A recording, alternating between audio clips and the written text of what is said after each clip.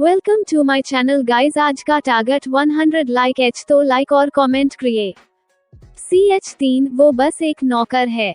अब तक राज और रोहित मीरा को लेने एयरपोर्ट पर जाते हैं, जहां पर रोहित राज को कार के पास छोड़कर खुद एयरपोर्ट के अंदर चला जाता है। रोहित मीरा को देख उस गले लगा लेता है और उस दादाजी के बीमार के बारे में बताता है, जिसे सुन मीरा बहुत उदास हो जाती है और वो रोहित का हाथ पकड़कर एयरपोर्ट के बाहर जाने लगती है। इधर राज जब मीरा को किसी दूसरे लड़के साथ उसका हाथ पकड़कर आता दिखता है तो उस लगाता है कि मीरा उस भूलकर किसी के साथ लाइफ में आगे बढ़ चुकी है, जिसे वजह से उसकी आंखों में आंसू आ जाते हैं, जिसे छुपने के लिए राज पीछे पलट जाता है। दूसरी तरफ समीर सोचने लगता है कि कैसे उसने रोहित का हाथ मीरा से अलग कर दिया था और खुद मीरा का हाथ पकड़ एयरपोर्ट के बाहर आया। अब आगे समीर जब उस बच्चे को पकड़कर नीचे गिर जाता है, जिससे वहां खड़े सभी लोगों उस तरफ देखने लगते हैं और यह सब इतनी जल्दी हुआ कि किसी को कुछ समझ ही नहीं आया कि आखिर हुआ क्या। और वो आदमी जो फोन पे बात करके आ रहा था वो भी कंफ्यूज लग रहा था। उस याद है वो बच्चे से कभी दूर होकर जा रहा था, तो फिर उस आदमी ने ऐसा क्यों कि जिसे सबको लगे कि गलती उसकी है। मीरा जल्दी से रोहित का हाथ छोड़ समीर के पास आकर नीचे बैठकर समीर देखते हुए बोली, समीर क्या तुम दोनों ठीक हो? इतने में उस बच्चे की मां समीर के पास आकर अपने बच्चे का हाथ पकड़कर खड़ा करते हुए बोली, मैंने बोला था ना कि भागना नहीं है, देखो तुम बचने के वजह से अंकल नीचे गिर पड़े। समीर खड़ा होकर उस बच्चे की मां से बोला, कोई बात नहीं मैं ठीक हूँ। उस बच्चे की मां अपने बच्चे को लेकर चली जाती है। तभी मीरा की नजर समीर के हाथ पर जाती है, जहां पर हल्की सी खरोच का निशान गिरने की वजह आ गया था, जिसे कि वहां से हल्का हल्का खून निकल रहा था। यह देख मीरा समीर का हाथ पकड़कर बोली, समीर तुम तो चोट लगी है। समीर अपने हाथ को देख बोला, अरे मीरा यह छोटी सी चोट है, जल्दी ही ठीक हो जाएगी।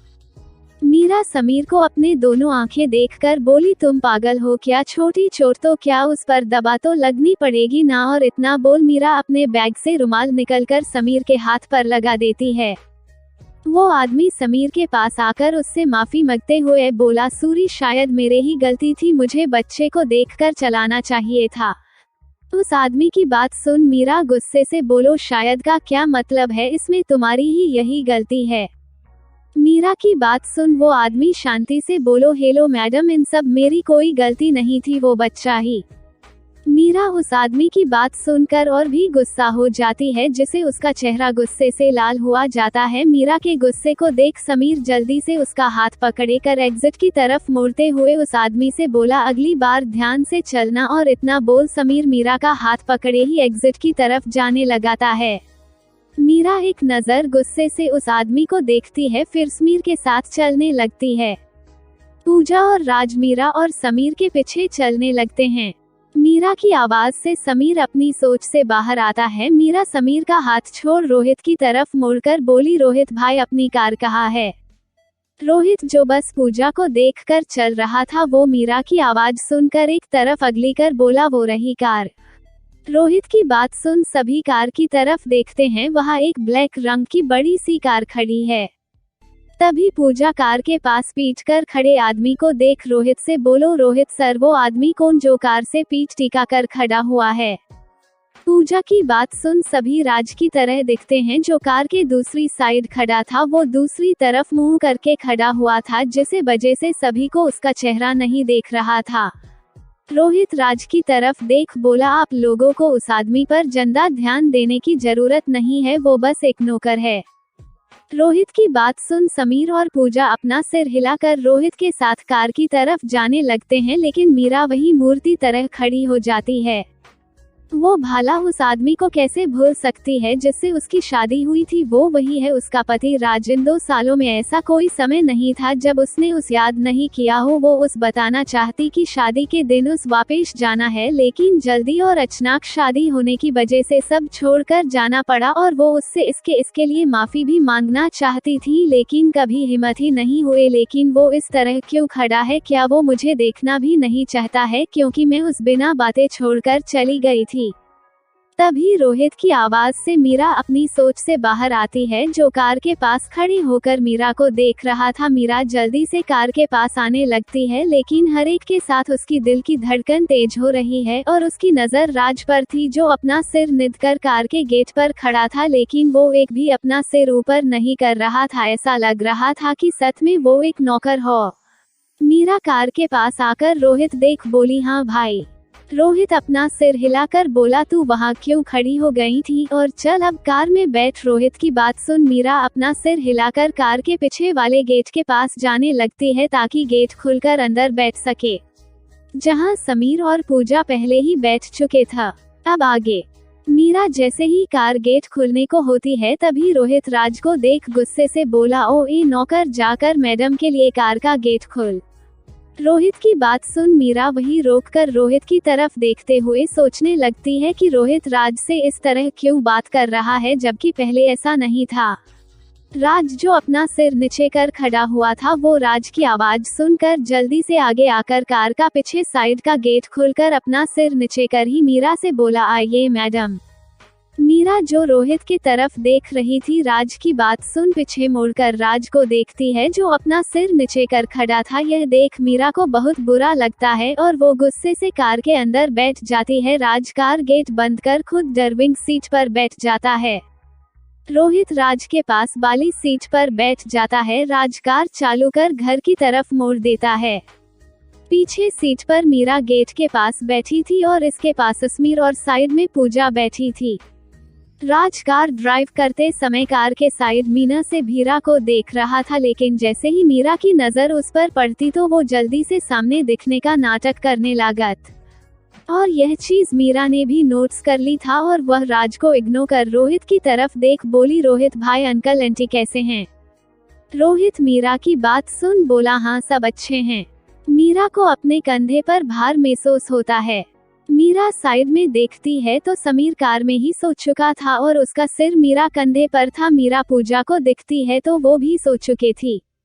मीरा एक हाथ से समीर का सिर को पकड़कर उस अपने कंधे से दूर कर देती है और फिर समीर से थोड़ी दूर होकर कर बैठ जाती है। वो नहीं चाहती थी कि राज दोनों को देख कुछ गलत सोचे, और यही सोच मीरा अपना सिर ऊपर कर धीरे से राज की तरफ देखती है, लेकिन राज उनकी तरफ देख भी नहीं रहा था। थोड़ी देर बाद कार एक बड़े से घर के आगे आकर रोकती हैं। घर को देख मीरा खुश होकर कार से उतर जाती है और फिर समीर और पूजा को उठाकर बोली, उठ यार, हम घर पहुंचे चुके हैं। मीरा की आवाज सुन समीर और पूजा अपनी आंखें कर मीरा का दिखने लगते हैं। समीर और पूजा गाड़ी से बाहर निकलकर घर को दिखते हुए पूजा अपनी दोनों आंखें बड़ी कर बोली, मीरा यार, तेरा घर बहुत बड़ा और आलीशान महल जैसा है। पूजा की बात पर समीर भी अपना सिर हिलाकर बोला, हाँ मीरा, सच में तुम्हारा घर कभी बड़ा और आलीशान है। उन दोनों की बात सुन मीरा के चेहरे पर मुस्कान आ जाती है। राज जो कार की डेगी से बैग बाहर निकल रहा था, वो एक पल के लिए मीरा की मुस्कान में कहीं खो जाता है, लेकिन जैसे ही मीरा की नजर राज पर पड़ती है तो राज फिर से डेगी से बैग निकलने लगाता है। मीरा राज से नजर हटाकर पूजा और समीर देखती है, जिनकी नजर मीरा के घर से हट नहीं रही थी। रोहित मीरा के पास आकर बोला, मेरू अंदर चले, सभी लोग ही तुम्हारा इंतजार कर रहे होंगे। मीरा अपना सिर हिलाकर घर के अंदर जाने लगती है और उनके पीछे समीर और पूजा भी घर के अंदर चले जाते हैं। राज कार की चाबी एक गार्ड को देकर खुद भी सामान लेकर घर के अंदर चला जाता है। घर के बड़े से गार्डन को दिखते होकर सभी लोग घर के अंदर जाते हैं। सभी लोग जिसे ही घर के अंदर पूछते हैं तो सामने सीढ़ियों से रोहिणी जी आ रही थी। मीरा को देख रोहिणी जी अपने चेहरे पर जुटी मुस्कान लाते हुए बोली, अरे मीरा बेटी, तुम आ गई। रोहिणी जी को देख मीरा उनके पास जाकर पैर छूते हुए बोली, आप कैसी आंटी? रोहिणी जी मीरा के सिर पर हाथ रखकर बोली, हाँ मैं ठीक हूँ। रोहिणी जी की नजर समीर और पूजा पर जाती है तो वह मीरा की तरफ देख बोली, मीरा, क्या यह दोनों तुम्हारे विदेशी फ्रेंड है? मीरा हमें सिर हिला देती है। समीर और पूजा रोहिणी जी की तरफ देख बोले, नमस्ते आंटी। तभी रोहिणी जी की नजर राज पर जाती है, जो सबसे पीछे बैग लेकर खड़ा हुआ था। रोहिणी जी अपने चेहरे पर टेढ़ी मुस्कान लाते हुए मीरा से हंसते हुए बोली, मीरा बेटी, अब राज इस घर का दामाद और तुम्हारा पति है, क्या तुम भूल गई? तुम उससे से नौकरों वाला काम नहीं करना चाहिए था। देखो कैसे सबसे अलग तुम्हारा सामना लिए खड़ा हुआ है, तुम इसके साथ ऐसा नहीं करना चाहिए। रोहिणी जी की बात सुन मीरा राज की तरफ दिखती है, जिसके दोनों हाथों में बैग थे। रोहित रोहिणी जी के पास आकर बोला, माँ क्या तुम्हें थोड़ा सोच समझकर बात नहीं करना चाहिए? रोहित की बात सुन रोहिणी जी रोहित को देख बोली, अरे तू मुझसे इस तरह कैसे बात कर सकता है, और मैंने क्या गलत बोला? क्या यह सच नहीं है कि इन दोनों की शादी हो चुकी है? पूजा हैरानी से मीरा और राज की तरफ देख बोली, क्या सच में यह नौकर मीरा का पति है? समीर कुछ नहीं कहता है, उस समझ नहीं आ रहा था कि आखिर मीरा की आंटी बोल क्या रही है, और वही राज बस अपना सिर नीचे कर खड़ा हुआ था। तारांकन आज के लिए बस इतना ही।